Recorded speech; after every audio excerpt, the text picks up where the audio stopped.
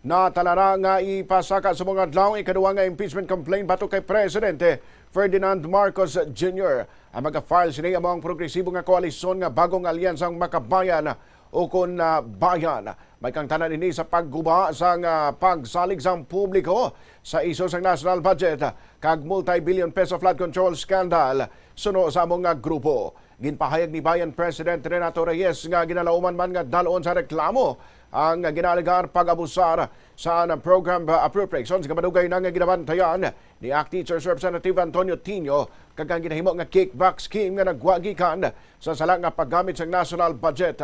Suno kay Reyes nga naglakip man sa mga reklamo ang mga nagabayad sang buwis, mga trabahador, mga mangunguma, estudyante, kaiban pa nga nagapanindugan sa anti-corruption.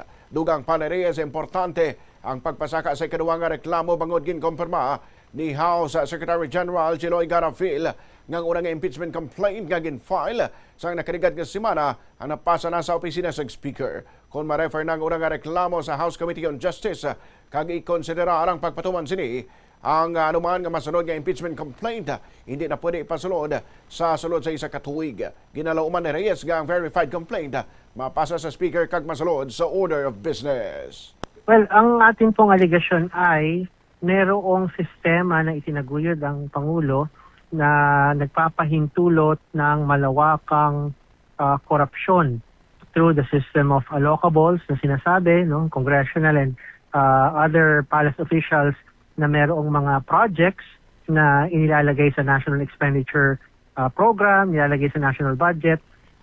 Ina-allege din natin na lubhang pinalobo ng Pangulo, pinalaki ang unprogrammed appropriations sa isang antas na hindi pa nakikita sa ating kasaysayan, at ang mga unprogrammed appropriations na to ang ginamit para sa flood control projects and other infrastructure projects na tainted ng corruption.